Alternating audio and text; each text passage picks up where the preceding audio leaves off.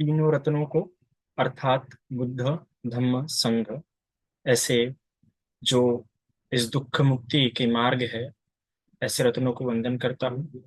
अपने उपध्याय उनको वंदन, उसी प्रकार अपने सभी आचार्य इनको स्मरण करते हुए इनको वंदन, और अपने इस कल्याण मित्रों के प्रति मंगल कामना करते हुए सभी उपासक उपासिकाओं को साधुवाद।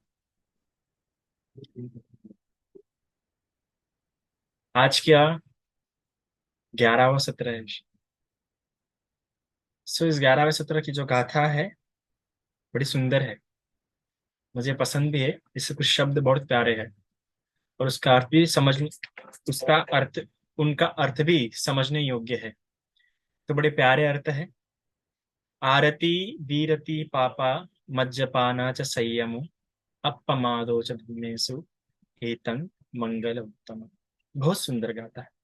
बहुत सुंदर गाता इसलिए भी है कि जो शब्द यहाँ पे इस्तेमाल किए गए विशेष रूप से आरती और वीरति, ये दो शब्द इस गाथा को बहुत ही सुंदर बना देते हैं। भगवान के हैं, भगवान के बोले गई हर गाथा सुंदर है। और यह भी होता है ना कि हम उनके अर्थों को किस रूप में समझ पाते हैं। भगवान के हर शब्दों के अर्थों की गंभीरता समझने के लिए हमें भी उतना ही गंभीर ज्ञान, उतना विविध रूप से ज्ञान होना आवश्यक है, जिस प्रकार सारिपुत्र को था। इसलिए वो प्रथम गाथा में ही सोतापति हो गया था। सो आरत हमें भी भाषा का किस प्रकार से ज्ञान है, भाषा के कितने गंभीर अर्थ तक हम गए हैं, है ना। उसको व्यंजनों के सहित समझने में हम सामर्थ्य है कि नहीं, अर्थों के साथ समझने में सामर्थ्य है कि नहीं। उसके हिसाब से जैसे जैसे हम अर्थ और भाषा में और परिभाषाओं में हम पारंगत होते जाते हैं, वैसे वैसे हम बुद्ध के शब्द से ज्यादा और प्रेम हमें होना शुरू हो जाता है। तो मुझे कुछ कुछ शब्द, क्योंकि दर्शन शास्त्र का अभ्यास करने के कारण, मनोविज्ञान का अभ्यास करने के कारण से, और विविध साहित्य के किताबें पढ़ने के कारण शब्दों की एक अलग छवि हमारे मस्तिष्क में और अक्सर हमें पता लगती है। विशेष रूप से अगर आप साहित्य पढ़ते हैं और दर्शन और मनोविज्ञान, ये तीन अगर आप क्षेत्र पढ़ते हैं तो आपको शब्दों का, भाषा का और उसके भावनाओं का और उस आप पे कैसा प्रभाव डालते हैं, काफी भिन्न आपकी दृष्टि हो जाती है इसके द्वारा, इन चीजों के द्वारा। तो उसी प्रकार आरती और वीरति, ये दोनों शब्द साथ में इस्तेमाल किए गए। देख कितना सुंदर, मतलब साहित्यकार भी शर्मा जाए, इतना सुंदर भगवान ने ये शब्द इस्तेमाल किए हैं। एक साहित्यकार को अपने आप में वैसा साधने के लिए बहुत लंबा समय लग जाता है बड़ा। कोई भी अच्छा कुशल साहित्यकार एकदम से नहीं बनता है। कितना पढ़ता है वो, कितना जानने का प्रयास करे, तब जाके शब्दों का वो नाप तोल के इस्तेमाल करना सीखा, चाहे कवि हो या कोई भी हो। और भगवान की, इसलिए भी भगवान हमें महाप्रज्ञावान प्रतीत होते हैं, क्योंकि उनके शब्दों का अरेंजमेंट आप देखेंगे किस प्रकार शब्दों का बराबर सीक्वेंस वाइज अरेंज करते हैं। और ऐसा नहीं कि वो पहले से ही सोच के थे, ऑन स्पॉट उनसे पूछा गया था ये सवाल कि भगवान क्या मंगल है, और भगवान ने ऑन स्पॉट बताया। ऑन स्पॉट बताते हुए भी शब्दों का आप एलिगमेंट देखिए, शब्दों का अरेंजमेंट देखिए कितना प्यारा है। अक्सर जितने भी स्पीच देते हैं नेशनल लेवल पे, नेशनल प्लेटफॉर्म पे, मोस्ट ऑफ स्पीकर्स अपने स्पीच तैयार करके आते हैं, है ना। जो कि अच्छे अच्छे वक्ता तक अपने स्पीच तैयार करके आते हैं। पर भगवान बुद्ध, जिनको ऑन स्पॉट पूछा अगर ऑन स्पॉट में इतना सुंदर गाथा बद्ध करते हुए, है ना।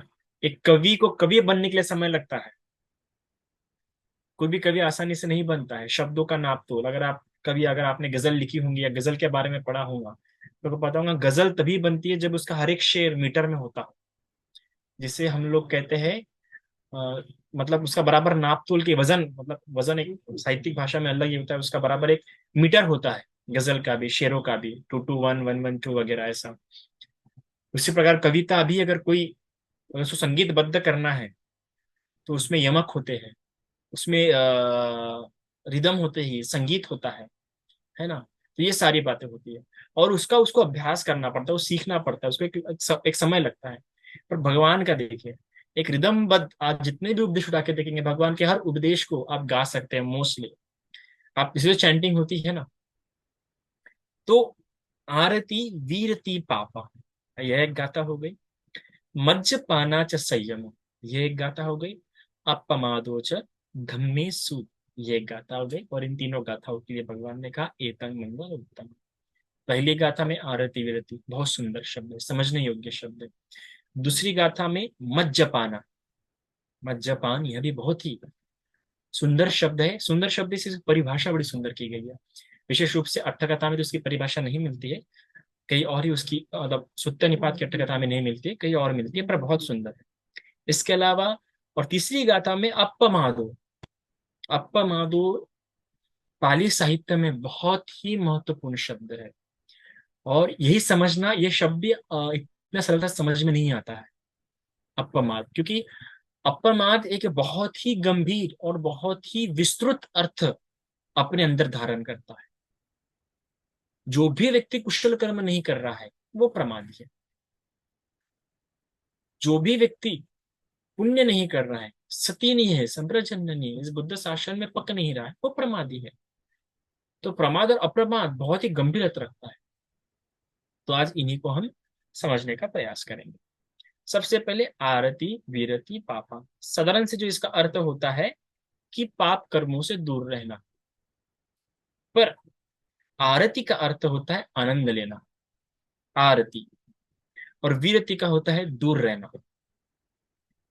तो आनंद लेना ऐसी बातों में जिससे पाप होता हो, या जो कि पाप में, पाप पूर्ण कार्य में आनंद लेता है, ऐसी बातों से क्या रहना है, उसे दूर रहना है। आप ये करते होंगे रोज, अक्सर हिंदू संस्कृति में स्पेशली दुर्गा वगैरह की या गणपति वगैरह की आरती की जाती है ना। आरती आप देखोगे तो कैसा होता है कि दो तरीके से की जाती है आरती। पहले ऐसा घुमाया जाता है, फिर ऐसा घुमाया जाता है। तो ये जो ऐसा घुमाना है और ये ऐसा घुमाना है, ये आरती धीरति, ऐसा भी वहां पे इस्तेमाल किया जाता है। तो जो कोई आरती करता है या वीरति करता है, या फिर आप देखो बच्चे की भी आप देखो तो ऐसे निकालते हैं वगैरह वगैरह, है ना। तो इसी प्रकार से कि देख रहे बाबा, ऐसे कर्मों में बिल्कुल भी मतलब भव चक्र, ऐसे कर्मों में बिल्कुल आनंद मत लेना जिससे क्या हो, पाप कर्म हो। उसे उस चक्र को, उस भव चक्र को घुमाना मत, विभव चक्र, उस चक्र से दूर निकलने का प्रयास कर। वीरति, और वो कैसे निकलेगा, जब तेरी वीरति होगी। अगर तू आरती करेगा, आनंद देते रहेगा, किन किन बातों में आनंद लेते रहेगा, अकुशल कर्मों में, तो तुम्हारा जो भव चक्र है ना, वो घूमता रहेगा, है ना, आरित होता रहेगा, और अनंत नहीं बन पाओगे। अनंत तभी बनेगा जब उसके आरती में कर्म जो रहेंगे, कुशल कर्मों में जो उसकी आरती रहेंगी, वो जब नष्ट हो जाएंगी, वो जो आरा है वो आरा जब नष्ट हो जाएगा, तब जाके वो अरहंत बन पाएगा, है ना। अर, हंत, अर मतलब होता है शत्रु। शत्रु विशेष रूप से कौन है, हमारे अकुशल कर्म, हमारा मन में उत्पन्न होने वाले बातें। और ज्यादातर व्यक्ति क्या होता है, इन्हीं कर्मों में आनंद लेता है। सरल सी बात है, क्योंकि वो सरल है, उसे प्राप्त करना सरल है, और उसमें आनंद बहुत आसानी से हो जाता है, क्योंकि वो प्रमाद पूर्ण होते हैं ना, आलस्य पूर्ण होते हैं, ज्यादा मेहनत नहीं करनी पड़ती है, तो मन बड़ा आसानी से चला जाता है, और शॉर्टकट वे भी होता है ना। तो उसी प्रकार कहते हैं ना कि पाप करने में बड़ा आनंद आता है। भगवान भी बड़ा प्यारा उदाहरण देते हैं ना इस जगह पे, मुझे बड़ा प्रिय है ये उदाहरण। क्या कहते हैं कि व्यक्ति शहद मीठा समझ के बहुत चखता है। शायद अगर हम ज्यादा खा रहे हैं तो सरल सी बात है, हमको शायद अच्छा लग रहा है, और अच्छा क्यों लग रहा है, क्योंकि उसका स्वाद ऐसा मीठा है। तो अगर वही शहद मीठा समझ के वो बहुत खाता है, बहुत खाता है, बहुत खाता है, और जब उसी शहद ज्यादा खाने से उसे मधुमेह होता है, तो किस प्रकार बाद में पछताता है, वो पछतावे से भर जाता है। तो उसी प्रकार पाप करने में तो बड़ा आनंद आता है, पाप करने में तो बहुत सुख मिलता है, पर जब उन्हीं पाप कर्मों का फल मिलता है व्यक्ति को, तो बहुत दुखी हो जाता है। बलिन प्रश्न में भी कहा गया है ना, क्या कहते हैं महाराज राजबंते नागसेन महाराज से, महाराज पाप करने में बहुत आनंद आता है, क्योंकि पाप करने में सरल है ना, और पाप का क्या, तुरंत प्रभाव नहीं मिलता, तुरंत विपाक नहीं मिलता, इसलिए भी व्यक्ति क्या होता है, पाप करने में बड़ा आनंद दिखता है। पर वही बाद में जब परिणाम आता है तो बहुत पछतावे से भर जाता है, बहुत ही ग्लानि भी होती है, दुख भी होता है। शारीरिक दुख हो सकता है, मानसिक दुख होता है, कोई ना कोई दुख उसे हो ही जाता है। तो इसलिए पहले ही सावधान, क्योंकि आरती आनंदी मत ले बाबा। ये आरती से विरति करना सीख। आरती पे विरति नहीं होगी ना, तो पापों में बड़ा आनंद, बड़ा आसानी से घुस जाएगा। तो आरती, ये आरती ये आपका आर है, और है। ये जो आरती से मुक्त हो गया वो अरंत हो गया। जो आरती को समझ गया वो अरंत हो गया। जो आरती को समझ नहीं पा रहा है, जो पापों में आरती ले रहा है, जो पापों में रति हो रहा है। आप देखो, आरती और रति ये शब्द बड़े मिलते जुलते हैं। आरती, रति, अरहंत, है ना, और रीति, ये जो शब्द है बड़े आपस में मिलते जुलते हैं। जहाँ आरती का मतलब आनंद होता है, वही रति का मतलब होता है कामपूर्ण विचार। और वही रीति का मतलब होता है संस्कृति, आपको बताने वाली ऐसे करो वैसे करो। और अगर इन सबको ठीक प्रकार से नहीं समझे, इनसे ठीक प्रकार से विरति नहीं कर पाए, संयम नहीं कर पाए, तो पाप कर्म बड़े बढ़ते ही बढ़ते जाते हैं। तो व्यक्ति आरती को बखूबी देखता है, आरती को जानता है, तो उसकी फिर विरति हो पाती है। इसलिए तो शिलों में उसको विरति पहले सिखाई जाती है। तो किस प्रकार की विरति सिखाई जाती है? वीरमणि वाली विरति सिखाई जाती है। तो वीरमणि वाली जो विरति है वही यहाँ पे सिखाई जा रही है इस गाथा में। वीरमणि मतलब क्या? मन को रमाना ही नहीं है, मन को उधर झुकाना ही नहीं है, मन मन को उन बातों में आनंद लेना सिखाना ही नहीं है। पर मन को पड़ चुकी आदत। कई सारे लोगों को आदतें हैं। कई सारे लोग किस प्रकार की आदतें हैं? अगर कोई किसी का मजाक उड़ा रहा है तो हम भी उसमें हंस लेते हैं।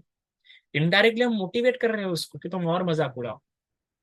तो हम आरती हमारा बढ़ते जा रहा है, और वहां पे विरति, इसका मतलब हमारा काम नहीं कर रहा। वीरमणिशील हमारा काम नहीं कर रहा, इसका मतलब हमारा शील टूट रहा है। कोई किसी को मार रहा है, हम और बोल रहे हैं, ये भी क्या है? हम उसमें आरती हमारी हो रही है, विरति नहीं हो रही है। तो ऐसा कोई भी कृत्य नहीं करना है जिससे कि क्या हो जाए, मोटिवेशन मिले आपके द्वारा। आपके द्वारा मोटिवेशन मिल रहा है, या कोई और परेशान कर रहा है, आप उसमें आनंद ले रहे हैं, आपको ऐसा लग रहा है, भले ही दूर से दिख रहे हैं आप, भले क्या कर रहे हैं आप समझ जाइए, दूर से दिख रहे हैं और आप उसमें क्या ले रहे हैं, आनंद ले रहे हैं। भले आप आपका आनंद से दिख नहीं रहा, पर आपको लग रहा है बेस, ठीक हुआ, अच्छा हुआ, ऐसा ही हुआ। भले ही किसी के पाप कर्मों का फल मिले, पर हमने इस प्रकार उसमें हमारा मन नहीं झुकाना चाहिए, हमारा उसमें आन देना नहीं चाहिए कि आज इसमें लिए है, कल किसी और में भी और में भी ले लेंगे। इसलिए अपने आप को पूरा वीरमन ही सिखाना है, पूरा विरति वाला भाव ही सिखाना है। मन को उधर झुकाना ही नहीं है। एक बार मन झुकना शुरू हो गया तो पाप बढ़ना शुरू हो जाता है, शील टूटना शुरू हो जाते हैं। वीरति ही इसलिए भगवान बुद्ध ने विशेष रूप से सिखाई है। शीलों में विरति चाहिए, पाप कर्मों में विरति चाहिए, आनंद में भी विरति चाहिए। क्योंकि आनंद अक्सर व्यक्ति के मन को क्या कर देता है, ढीला कर देता है। हम आनंद लेते हैं, विशेष रूप से इंद्रियों में बहुत आनंद लेते हैं। कोई कानों से सुन के संगीत में आनंद लेता है, कोई आंखों से देख के रूप में आनंद लेता है। किसी व्यक्ति को कोई व्यक्ति उसे सुंदर दिखता है, कोई सुंदरी दिखती है, किसी की आंखें अच्छी दिखती है, किसी की स्माइल अच्छी दिखती है, किसी के कपड़े अच्छे दिखते हैं, किसी की साइकिल, किसी की गाड़ी, किसी का बंगला अच्छा दिख रहा है आपको, आंखों में आपका आनंद रंगते जा रहा है। पर यहाँ पे तो आपको विरति सिखाई है। क्योंकि अगर आप का मन उधर जा रहा है, आपका मन उसमें आनंद देख रहा है, तो आपके जो नेत्र में है राग उत्पन्न हो रहा है, जो चक्षु विज्ञान है वहां पे क्या उत्पन्न हो रहा है, आसक्ति वगैरह उत्पन्न हो रही है। जीवा से कुछ स्वाद ले रहे हैं, बड़ा मन रम रहा है, फिर से मन आनंदित हो रहा है उन बातों पे। सीखना विरति है, पर हो रहा है आरती। इसलिए आरती को ही पहले रखा गया बुद्ध ने, आरती विरति, आरती और विरति सीख लो बाबा। तो आरती, वीरति, पापा, पाप में आनंद मत लो और पाप से दूर रहो। इस प्रकार भगवान बुद्ध इस गाथा में सिखा रहे हैं। ये कई सारे लोगों का इसी प्रकार से नुकसान हुआ है। जितने भी लोग रास्ते से भटके हैं, इस आरती के कारण भटके हैं। आरती बहुत लोग पर पता चल जाता है, आरती सिखानी नहीं पड़ती है, आरती आ ही जाती है ना। आरती से फिर रति भी आ जाती है। सिखानी पड़ती है वीरति, मन को झुकाना पड़ता है वीरति की ओर। आरती की ओर मन झुकाना नहीं पड़ता, आरती की ओर मन अपने आप झुक जाता है। और आरती की ओर मन झुक जाता है तो विरति हटके आरती पापा हो जाता है, आरती वीरति पापा नहीं हो जाता है। इसलिए आरती वीरति पापा इस प्रकार से होना चाहिए। आरती और पाप के बीच में वीरति आना चाहिए। आरती और पाप के बीच में अगर वीरति आ गया ना, तो व्यक्ति को समझ जाता है कि किन बातों में आरती लेना है। आरती और पाप के बीच में विरति नहीं है तो व्यक्ति भिन्न चीजों में ही आनंद लेगा। और आज ऐसा ही हो रहा है ज्यादातर लोगों में। आज ज्यादातर लोग कर्मकांडों में आरती कर रहे हैं क्योंकि उनको वीरति यह समझ नहीं पाया। इसलिए भगवान बुद्ध की सबसे पहली शिक्षा शील है। और शील क्या है? वीरति। पांचों के पांचों शील या आठों के आठों शील आप उठा के देखिए, वो आठों के आठों शील वीरति है। फिर बाद में एक बार आपको वीरति समझ जाती है तो फिर आप समाधि में आपकी आरती शुरू हो जाती है। और वहां पर पता चलता है किस प्रकार की आरती है। आप जो पाप में आरती है वो शीलों में पूरी तरह से दूर हो जाती है। समाधि में जो आरती शुरू होती है वो शुद्धमय आरती होती है। वो सुख विहारी आरती होती है, ध्यान विहारी आरती होती है। पर अगर आप पहले जो पाप में आरती है उससे दूर नहीं हुए तो क्या हो जाएगा? इंद्रियों का संयम बिगड़ जाएगा, भूख बढ़ जाएंगी। किस किस की भूख बढ़ जाएंगी? इंद्रियों की भूख बढ़ जाएंगी, वासनाओं की भूख बढ़ जाएंगी, तृष्णाओं की भूख बढ़ जाएंगी, अहम की भूख बढ़ जाएंगी, मम भाव की भूख बढ़ जाएंगी, कितना मी माई ना, इसकी भूख बढ़ जाएंगी। इसलिए पाप के प्रति विरति सीख लो। आनंद में ले रहे हो तो आनंद पे भी विरति जान लो कि ये विरति करने योग्य है क्या, दूर करने योग्य है क्या। उसके बाद उस आरती को स्वीकार करो, वरना उस आरती को स्वीकार मत करो। ये आरती वीरति। अब वीरति भी इसमें तीन प्रकार के होते हैं कि आपकी वीरति भी किस प्रकार की होती है। एक होती है संपत्ति वीरति, दूसरी होती है सम्मादान वीरति, और तीसरी होती है समुच्छेद वीरति। अब वीरति भी व्यक्ति अपने अपने सामर्थ्य के हिसाब से करता है। संपत्ति वीरति अर्थात इसमें वो पहले से निर्धारित नहीं करता है कि मैंने ये करना चाहिए। कभी अवसर आया और कभी अकुशल कर्म कर रहा होता है और उसको अगर ये जान लगता है कि यार मैंने आज तक कभी अकुशल कर्म नहीं किया तो अभी क्यों करूं, इस प्रकार ऑन स्पॉट उसी जगह पे उस स्थान पे जब ऐसा समझता है और उस स्थान पे समझ के अपने आप को उस कार्य से उस समय के लिए दूर कर देता है तो ये संपत्ति विरति होती है। ऑन स्पॉट पर्टिकुलर समय के लिए या पर्टिकुलर कार्य के लिए जब वो विरति धारण करता है ना। उदाहरण के लिए अगर वो कहीं पे जा रहा है, कहीं पे जा रहा है और पुलिस वाले ने पकड़ लिया, पुलिस वाले ने पकड़ लिया, तो उसने पहले से निर्धारित तो नहीं किया था कि रिश्वत दूंगा। उसको लगा रिश्वत देनी चाहिए क्या, पर नहीं, मैंने आज तक कभी रिश्वत दी तो अभी क्यों रिश्वत दूं। तो ऑन स्पॉट उसके मन में एक ख्याल आया। तो इस प्रकार से उसने जो पहले कभी काम नहीं किया और अभी भी नहीं किया तो अपनी ही धारण की हुई संपत्ति अर्थात अपनी धारण के कुशल कर्म को जब बचाता है तो वो होता है संपत्ति विरति। कोई ऐसे ऐसे भी विचार कर सकता है कि यार मेरे कुल में, मेरे कुल का, मेरे परिवार का नाम अच्छा है, मेरे परिवार का नाम कभी गंदा नहीं हो, तो मैं इस कुत्ते से क्यों अपने परिवार का नाम गंदा करूं। इस प्रकार अपने कुल की संपत्ति, अपनी कुल की लाज को बचाता है। तो इस प्रकार से भी वो संपत्ति विरति होती है। फिर होती है सम्मादान विरति। सम्मादान विरति अर्थात जो पहले से वो स्वीकार करता है। पहले से क्या हुआ, अर्थात कोई ऐसा कोई विशेष अवसर होता है, विशेष दिन होता है, या पहले से धारण करता है कि मुझे आज ऐसे काम नहीं करना है। अगर आप देखें तो पूर्णिमा और अमावस्या का दिन जब हम शील ग्रहण करते हैं तो शील कौन थे? सम्मादान है, इसलिए उन शीलों में बोला भी गया है अनाति पाता वीरम ने सिक्खा पदम सम्मादियामी। तो वो सारे के सारे शील कौन थे? समादियामी ने सम्मादान शील, अर्थात उसे पहले से स्वीकार कर रहे, टूटे नहीं, पर आप भविष्य में तोड़ना नहीं चाहते, भविष्य के लिए अपने आप को पहले से बांध के रख रहे, इसलिए वो सम्मादान विरति जो पांच के पांचों शील या जो आठों के आठों शील आप भंते के पास से स्वीकार करते हैं उसे कहते हैं हम सम्मादान विरति। कि पहले स्वीकार कर लिया, पहले हमने आपको बोल दिया कि हमें ऐसे काम नहीं करना। और इसके अलावा होता है समुच्छेद विरति। समुच्छेद विरति मतलब अभी टूटेंगे ही नहीं इसीलिए, इस प्रकार पक्के हो गए। और ऐसे ऐसे किसके होते हैं? सोतापति, सुखगामी, अनागामी, अनंत। इस प्रकार जिन्होंने किसी ने ये प्राप्त किया होगा उनके होते हैं समुच्छेद विरति। तो इस प्रकार आरती ये है। विरति भी तीन प्रकार की होती है। तो आरती विरति पापा, पापों से दूर रहेगा। अब पाप मतलब क्या होता है? अभी ऐसा नहीं कि जिसको प्राणी हिंसा को पाप बोले तो पाप ही हो गया, वो ऐसा तो नहीं हो सकता ना। भी कई सारे सोल्जर भी है जो सीमा पे लड़ रहे हैं, कितने लोगों को मार रहे हैं, तो क्या वो पाप होगा क्या? पाप ऐसा पहले से निर्धारित नहीं है। पाप उसको बोला गया है जिसको करने पर पछतावा हो, इंसान पछतावे से भरा लगे कि यार मैंने क्यों किया, मैंने नहीं करना चाहिए था। ऐसी भावना है जिस कर्म को लेके करने पर आपको उत्पन्न हो रही, तो आपके लिए पाप है। फिर वो दान ही क्यों ना करे? दान करने के बाद भी आपको लगे यार नहीं करना चाहिए था, इतना नहीं करना चाहिए था, तो वो पापी है आपके लिए। पछतावा जो उत्पन्न हो रहा है, वो आपके लिए क्या है? पछतावा है ना? जो प्रदूषित कर दे, मैला कर दे, है ना? अगर प्रदूषित वातावरण में आप रहते हैं, तो किस प्रकार सांस लेना मुश्किल हो जाता है, वहां रहना मुश्किल हो जाता है, कैसे स्वास्थ्य हानिकार होता है। उसी प्रकार पाप में कर्म करने पर क्या हो जाता है, व्यक्ति उसी प्रकार ढंग से सांस नहीं ले पाता, अर्थात कि आराम से चैन से नहीं रह पाता। जब व्यक्ति सांस नहीं ले पाता तो उसका चैनिक हो जाता है, आराम से बैठ ही नहीं पाता।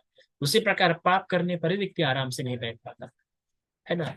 जिस प्रकार कपड़ा मैला हो जाता है, दाग हो जाता है, तो कपड़ा अच्छा नहीं दिखता, उसी प्रकार व्यक्ति पाप करने पर भी उसे अच्छा नहीं लगता, उसे अच्छा नहीं लगता कुछ भी। अक्सर पापी इंसान को ही संसार बुरा लगा है। तो इस प्रकार पाप से दूर हो जाओ, तो आरती भी समझ जाएंगे क्या हो जाएगा। तो पाप के प्रति विरति भी समझ जाओ, तो आरती भी समझ जाएगा क्या होगा। क्योंकि पाप करने वाला दुर्गति ही हो जाता है। इसलिए अपाय बोला गया है, जो पाप में जगह पे लेके जाए। क्या है अपाय? तिरच्छन योनि, पशु योनि, जिनकी सिर्फ तीन ही इच्छाएं होती है। प्रेत योनि, जो चले गए हैं, जिनको सुख ही नहीं है, निरय। असुर योनि, ये सारे अपाय है जो आपके पाप में कार्य द्वारा गए, पाप में कार्य द्वारा मिले हैं। तो पाप वो है जो आपको अपाय की ओर लेके जाए।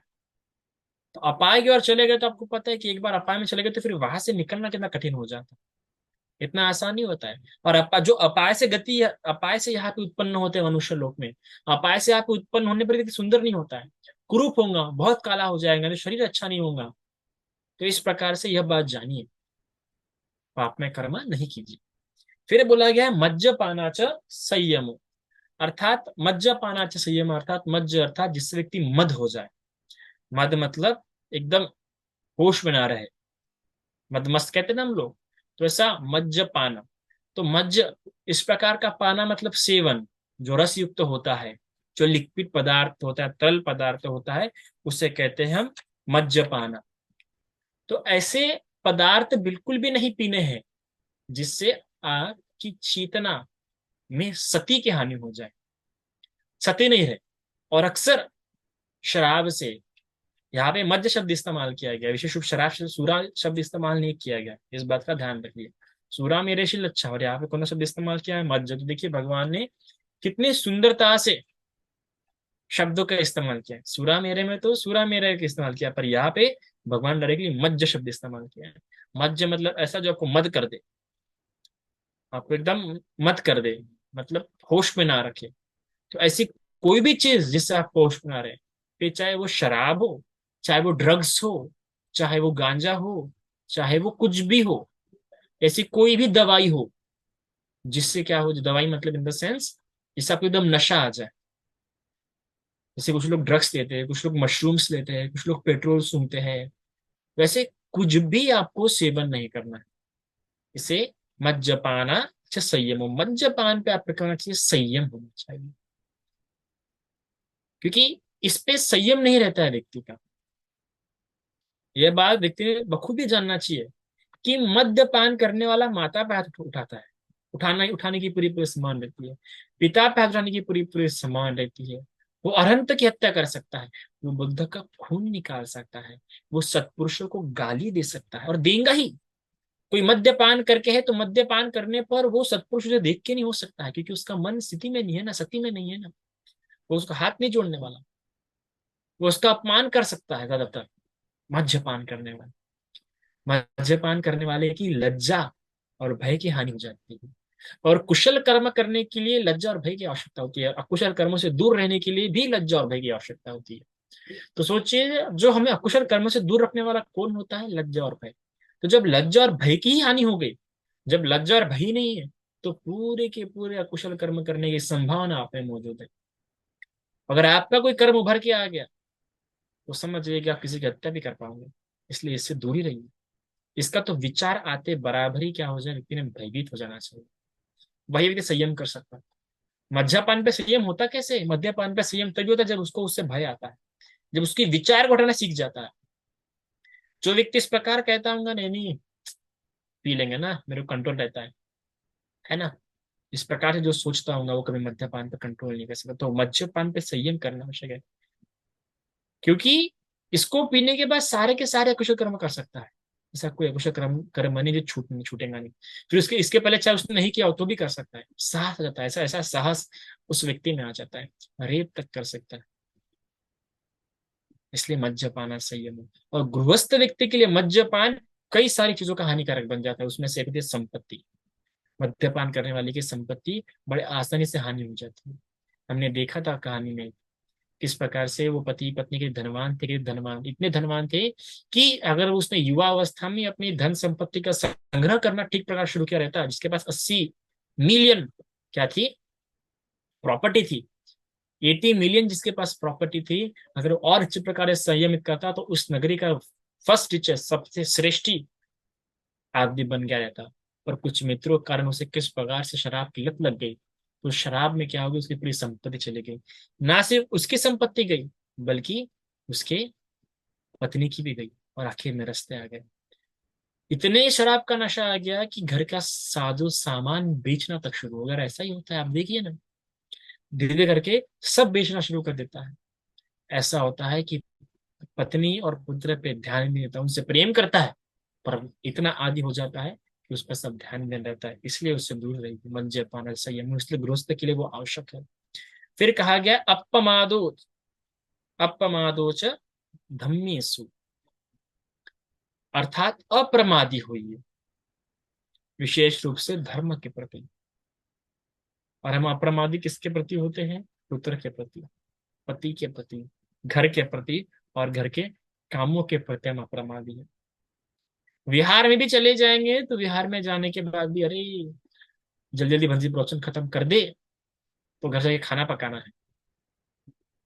धर्म के प्रति अप्रमादी नहीं है, घर के प्रति अप्रमादी है। सीरियल देखने के प्रति अप्रमादी है। अप्रमादी होना चाहिए धर्म के प्रति होना चाहिए। क्या होता है अप्रमादी होना? अप्रमादी को समझने के पहले प्रमाद को समझते हैं कि, तो प्रमाद क्या होता है कि जो भी काम करेंगे असावधानी से काम करेंगे। उदाहरणार्थ अगर आप बर्तन धो रहे हैं तो कैसे धो रहे हैं? अक्सर लोग ये टेकनाथन के ये किताब में बड़ा प्यारा उदाहरण है कि आप बर्तन धोने के लिए धोते हैं या साफ करने के लिए धोते हैं।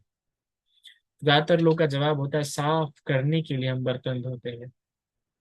तो साफ इसलिए करना है कि ये काम होने के बाद दूसरा काम करना है। तो ऐसा व्यक्ति प्रमादी है कि एक काम के समय दूसरा काम सोच रहा है, दूसरे काम के लिए काम कर रहा है, हड़बड़ी में करेगा, घाई में करेगा, प्रमाद है वो। क्योंकि सत्य नहीं है ना वहां पे, जहाँ सत्य नहीं है वहां प्रमाद ही है।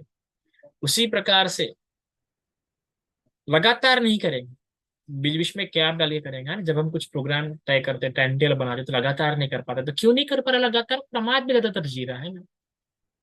फिर प्रवचन भी हम कंटिन्यूसली सुन नहीं पाते हैं, कभी सुनेंगे कभी नहीं सुनेंगे, तो ऐसे व्यक्ति भी प्रमादी है। इसे धर्म से जल्दी च्युत होने की इनकी संभावना होती है। जिस प्रकार खाना आपके जीवन में एक रोज का कृत्य है, उसी प्रकार धर्म सुनना भी आपका रोज का कृत्य होना चाहिए। आज करेंगे, समय मिला तो करेंगे, नहीं मिला तो नहीं करेंगे, ऐसा नहीं होना चाहिए। तो सूरत बना दिया आपने तो अपने हिसाब से जैसा लगे। अरे जिस प्रकार से खाना आपके जीवन का आहार है, धर्म आपके मन का आहार होना चाहिए। उसमें गैप नहीं आनी चाहिए, लगातार करना चाहिए। इसी प्रकार विचार पूर्वक नहीं करेंगे, विचार पूर्वक ना करना भी प्रमाद की निशानी है। कोई कार्य करने जा रहा है और विचार पूर्वक नहीं कर रहा, इसका मतलब आउटपुट के बारे में समझ नहीं रहा, अपने आसक्ति के आके चलते कर रहा है, या नहीं नहीं चलो कर लेते हैं, तो ये भी प्रमाद है। आसक्त वो काम करता है, उसकी आसक्ति हो जाती है। वो कितने कार्य होते हैं आसक्ति वाले, है ना? जो आसक्त होके करता है वो काम होंगे प्रमाद युक्त, अर्थात सोना, टीवी देखना, गेम खेलना, क्योंकि वह बार बार करने की इच्छा होती है ना, वो आसक्त होकर की जा रही है, इसलिए बार बार करने की इच्छा होती है, और इसलिए वो प्रमाद की ओर लेके जाते हैं। तो आसक्त होकर काम नहीं करना चाहिए। फिर अच्छे लोगों की संगति नहीं करता, अच्छे फ्रेंड्स नहीं मिलते, उनके साथ उसको रहने की इच्छा नहीं होती है, तो ये भी प्रमाद ही है।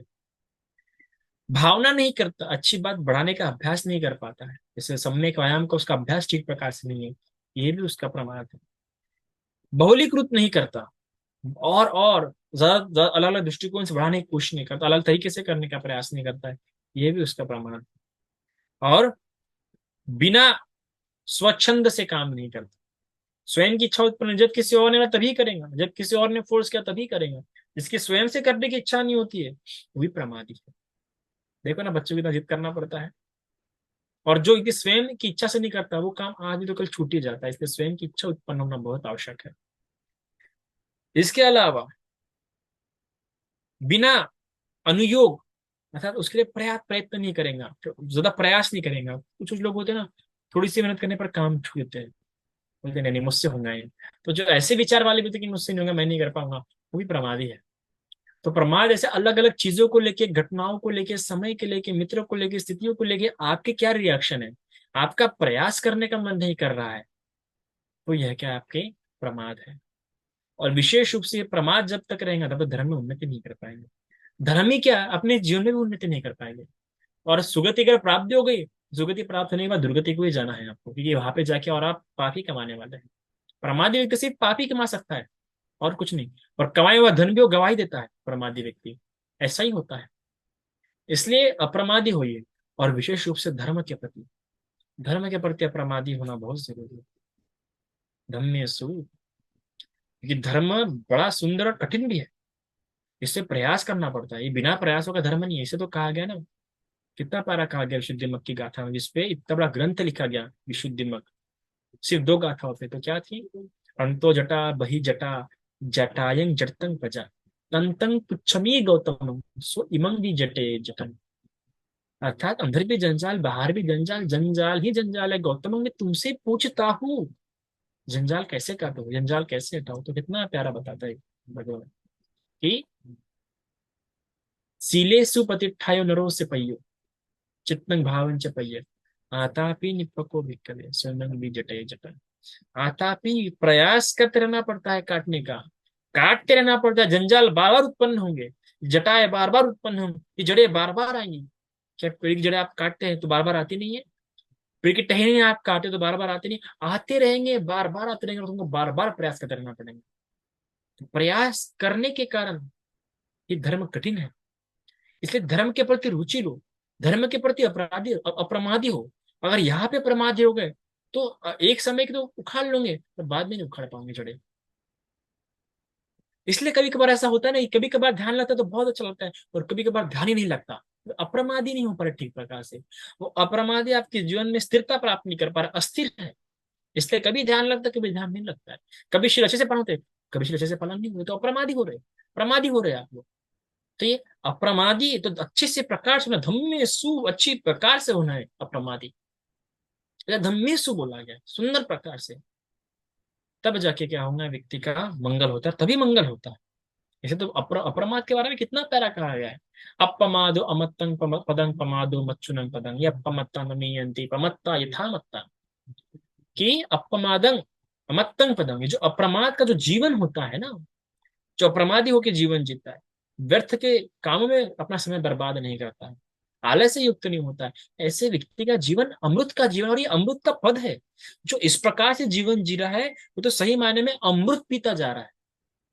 अपमादंग मत्तंग बदं, प्रमादंग मच्चुनंग बदं, अरे मृत्यु का पद है, मरे हुए के समान है व्यक्ति जो आलस्य का जीवन जी रहा है। देखो आप किसी वो शराब पीने वाले व्यक्ति को देखो, किस प्रकार ऐसा लगता है क्या जीवन जी रही है इंसान।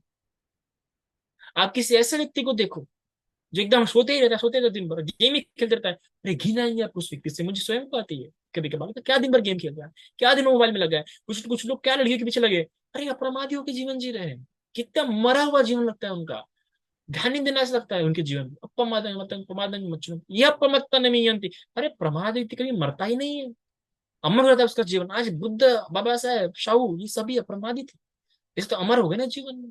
अपने उद्देश्य को लेकर सतत थे, इसे तो अमर हो गए ना जीवन में। तो उद्देश्य के प्रति वही सतत रह पाता है जो व्यक्ति अप्रमादी हो। और धर्म के प्रति अप्रमादी होंगे तो अमृत पद तो प्राप्त होना ही है, वो निर्वाण पद प्राप्त होना है। और ये तो गृहस्थ के लिए सबसे उत्तम मंगल है, इससे उत्तम मंगल और क्या हो सकता है। तो इसी प्रकार इस मंगल को जानिए, तो अवश्य क्या होगा, आप सभी का मंगल हो, उत्तम मंगल हो। इतना आज के लिए काफी है। साधु साधु साधु।